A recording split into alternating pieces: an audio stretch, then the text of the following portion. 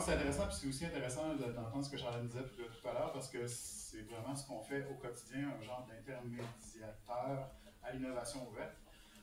Vous aurez sans doute compris que je suis comme un intrus ici. Moi, je ne suis pas un intervenant culturel, on est vraiment des intervenants des processus d'innovation, mais on intervient beaucoup en culture et tourisme. Donc nous, notre mission, c'est de faciliter l'adoption de pratiques d'innovation ouverte par les organisations, surtout les approches d'innovation qui impliquent les usagers, qui permettent aux usagers d'être dans les processus. Donc on voyait tantôt au cœur du schéma, l'usager était là, le visiteur du musée. Donc dans tous les autres contextes, c'est de voir aussi quelle place il prend. Par la demande des milieux, par les formes de financement qui sont disponibles, ben, il y a beaucoup de projets dans les dernières années, des projets qui sont en cours maintenant, qui touchent à la littératie numérique des personnes, la transformation numérique des organisations.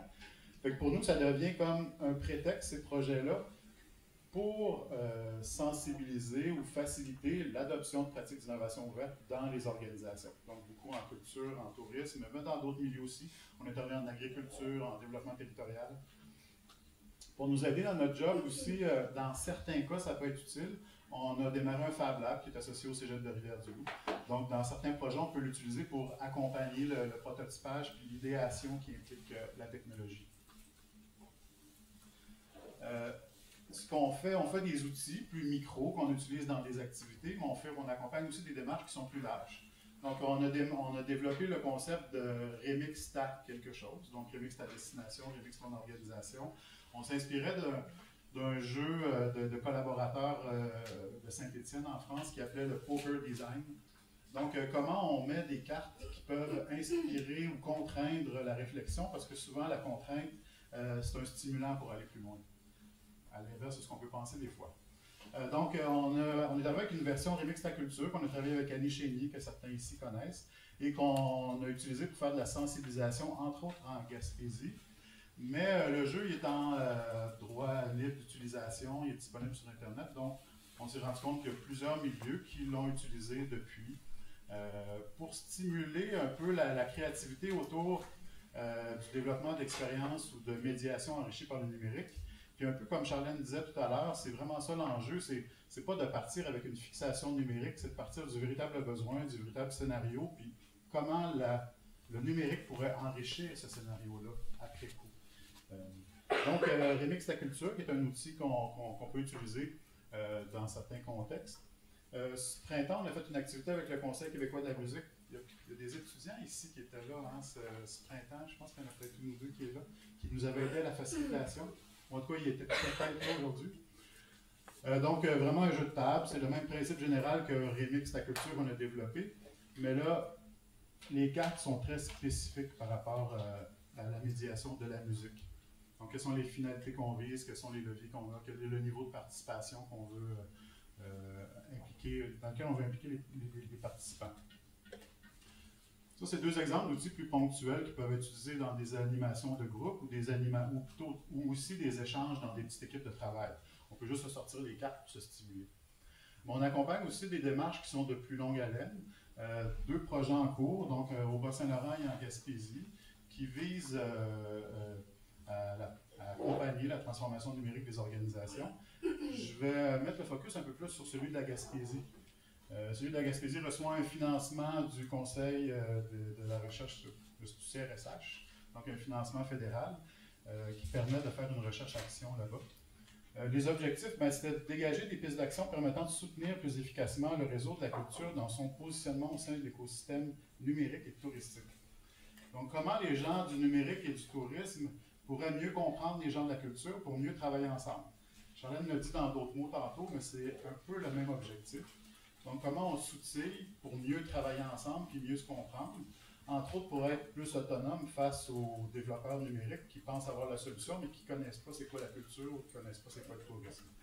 Donc, le projet en général, c'était la mise en place d'une communauté technoculturelle à l'échelle de la Gaspésie. Mais on ne dirait pas mise en place parce qu'il y avait déjà une communauté, mais consolidation, développement de cette communauté. L'idée, c'est la littératie croisée, comme je disais tantôt, qu'on comprenne c'est quoi vrai en culture, qu'on comprenne c'est quoi vrai en tourisme, mais qu'on comprenne c'est quoi le langage pour parler aux gens du numérique aussi. Et le prétexte là-dedans, c'était on se co-crée à l'intérieur de cellules d'innovation, on a la même terminologie, des projets d'expérience touristique ou de médiation culturelle qui pourraient être enrichis par la technologie. Donc ça, c'est le prétexte, mais c'est aussi un objectif parce qu'en bout de ligne, on se dit qu'ils vont en ressortir des prototypes d'expérience. Donc, l'écosystème a été mis en place. On a fait un appel à candidature. Il y a 5 lieux qui se sont proposés. Et avec les critères qu'on s'est donnés, 3 lieux ont été sélectionnés, 3 organisations qui proposaient des défis ont été sélectionnés pour être accompagnés pendant la démarche. Une démarche qu'on appelle, ces lieux-là, on les appelle les labs vivants dans le cadre de cette démarche-là. Les 3 lieux, vous les avez ici, donc Exploramer, un musée des sciences de la mer, le Festival de musique du bout du monde qui est à Gaspé, et le Mont-Saint-Joseph qui est un lieu de plein air et panoramique là, qui est dans le coin de Carleton. Donc, autour de ces 3 lieux-là, qui proposaient un défi qui impliquait une réflexion sur le numérique à l'intérieur des expériences qu'ils offrent. Donc, ces 3 lieux-là accueillent une cellule d'innovation. Et comme dans les autres projets qui ont été ciblés, ça doit être des cellules mixtes.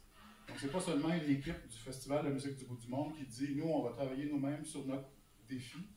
C'est un projet ouvert. Donc, il y a des gens d'autres organisations, des artistes, des développeurs numériques, des intervenants touristiques, des intervenants de développement local ou régional qui sont dans des cellules.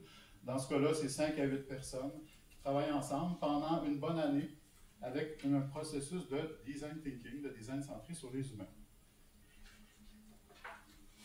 Ce qui était dit sur cette slide-là.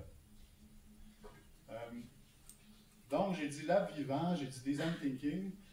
Eva me demandait, peux-tu dire quelques mots là-dessus, qui sont des méthodes qu'on utilise chez nous? Donc ici, le design thinking, c'est la méthodologie qu'on utilise dans les ateliers. L'approche Living Lab, c'est celle qu'on se donne pour l'écosystème au complet. Donc ici, il y a une définition savante de ce que c'est un Living Lab. L'idée, dans les principes, c'est qu'il faut qu'on aille une mixité de parties prenantes, si on pense au niveau pilotage, au niveau écosystémique, donc privé, public, les institutions de recherche et d'enseignement et la population. Et l'idée le côté living ou vivant de laboratoire vivant, c'est qu'on fait de l'exploration, de l'expérimentation dans le milieu réel. Donc dans les propres organisations dans ce cas-là, dans les bâtiments, sur les terrains des organisations qui sont impliquées. Une autre manière de définir rapidement c'est quoi un Living Lab? Un environnement, une approche. Donc un environnement, c'est un espace réel ou virtuel ou métaphorique où on interagit avec un espace d'influence, un espace sécuritaire d'innovation aussi. C'est une approche, donc on utilise plusieurs outils différents, plusieurs méthodes différentes pour favoriser la co-création. Et l'objectif, c'est de favoriser cette co-création-là en impliquant les usagers de ce qu'on cherche à faire.